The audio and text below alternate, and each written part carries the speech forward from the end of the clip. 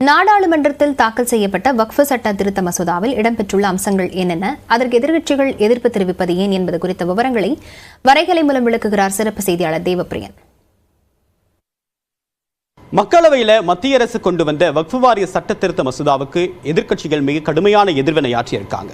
அது என்ன வக்ஃப் வாரிய சட்டம்? 1995 தான் இந்த வக்ஃப் வாரிய சட்டம் அப்படின்றது நிறைவேற்றப்பட்டு இப்போ நடைமுறையில் இருக்கு. வக்ஃப் அப்படின்னா அரபிக் மொழியில ஒரு சொத்தை ஒரு மதத்திற்காகவோ அல்லது ஒரு குறிப்பிட்ட நோக்கத்திற்காக தானமாக கொடுப்பது தான் இந்த வக்ஃப் அப்படின்ற சொல்லுடைய அர்த்தம். இப்போ இந்தியா முழுமைக்கும் இருக்கக்கூடிய இஸ்லாமிய மக்கள் வெவ்வேறு காலகட்டங்களில் கொடுத்த சொத்துக்களை இந்த வக்ஃப் வாரியம் தான் பராமரிக்கிறாங்க. இது தேசிய அளவில் ஒரு கவுன்சிலாகவும் ஒவ்வொரு மாநிலங்களிலையும் யூனியன் பிரதேசங்களிலையும் ஒரு வாரியமாகவும் வக்ஃப் வாரியமாகவும் செயல்படுது. இந்தியா முழுமைக்கும் மொத்தம் 30 வக்ஃப் வாரியங்கள் அப்படின்றது இருக்கு. சரி, இதனுடைய பணிகள் என்ன அப்படின்னு பார்க்கும்போது நாடு முழுவதும் 7,85,934 சொத்துக்கள் இருக்கு.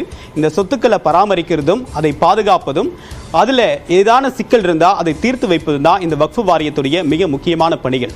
இப்போ மத்திய அரசு கொண்டு வந்திருக்கக்கூடிய திருத்தங்கள் என்ன சொல்லுது அப்படின்னு பார்க்கும்போது இதை ஒட்டுமொத்தமாக ஒவ்வொரு மாநிலங்களில் இருக்கக்கூடிய வக்ஃப் வாரியத்தை ஒருங்கிணைத்து ஒரு சென்ட்ரலைஸ் ஆக்க போகிறது தான், ஒரு ஒருங்கிணைப்பு ஆக்க போகிறோம் அப்படின்றது தான் இந்த திருத்தம் சொல்லக்கூடிய முதல் செய்தியாக இருக்குது. இனிமேல் வக்ஃப் வாரியத்தில் தனிப்பட்ட முறையில் நீங்கள் லெட்ஜர் மெயின்டைன் பண்ண வேண்டாம். இனிமேல் எல்லாமே முறைப்படி பத்திரப்பதிவுத்துறையில் எந்த மாதிரியான ஒரு மெயின்டைன் பண்ணுவீங்களோ அதே மாதிரி பதிவு செய்வது கட்டாயம் அப்படின்ற ஒரு திருத்தமும் இந்த சொல்லக்கூடிய விஷயமா இருக்கு. இஸ்லாமியர்கள் அல்லாத ஒரு உறுப்பினரையும் சேர்க்கக்கூடிய வகையில் இந்த சட்ட திருத்தம் வழி ஏற்படுத்தி கொடுத்திருக்கு. அதாவது இந்து சமய அறநிலையத்துறையில் எப்படி இந்து அல்லாத ஒருத்தர் உறுப்பினராக முடியாதோ அதுக்கு மாற்றாக வக்ஃப் வாரியத்தில் இஸ்லாமியர் அல்லாத ஒருத்தரும் உறுப்பினராக முடியும் அப்படின்னு இந்த சட்ட திருத்தம் சொல்லுது. முதல் முறையாக இந்த வக்ஃப் வாரியத்தில் உறுப்பினர்களாக பெண்களும் சேரலாம் அப்படின்றது தான் இந்த திருத்தம் சொல்லக்கூடிய இன்னொரு முக்கியமான அம்சமாக இருக்கு. இனிமேல் வக்ஃப் வாரியம் ஈட்டக்கூடிய எல்லா சொத்துக்களும் வரவு செலவு கணக்குகளும் ஒரு தணிக்கை சிஏஜி மாதிரி ஒரு அமைப்பாக தணிக்கை செய்யப்படணும் அப்படின்றதும் இந்த திருத்தம் சொல்லக்கூடிய முக்கியமான விஷயமாக இருக்கு. சரி, இதுக்கு ஏன் எதிர்ப்பு தெரிவிக்கிறாங்க அப்படின்னு பார்க்கறதுக்கு முன்னாடி இதில் இருக்கக்கூடிய லீகலான விஷயம் என்ன அப்படின்னா, இனிமேல் வக்ஃப் வாரியம் சொல்றது தான் இறுதி முடிவு அப்படின்னு கிடையாது. ஒருவேளை அதில் ஆட்சேபனை இருக்குது அப்படின்னா அவங்க நீதிமன்றத்திற்கும் போகலாம்.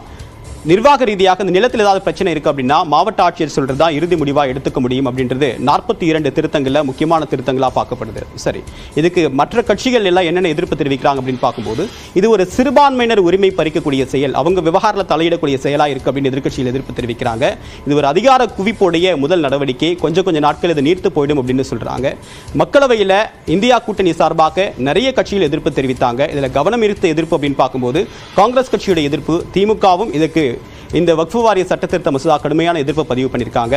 விடுதலை சிறுத்தைகள், மற்ற இடதுசாரி அமைப்புகள் போன்ற நிறைய கட்சிகள் இதுக்கு எதிர்ப்பு தெரிவிச்சிருக்காங்க. ஸோ இதன் காரணமாக இந்த வக்ஃப் வாரிய சட்ட திருத்த மசோதா அப்படின்றது நாடாளுமன்ற நிலைக்குழுவுக்கு அனுப்பப்பட்டிருக்கு.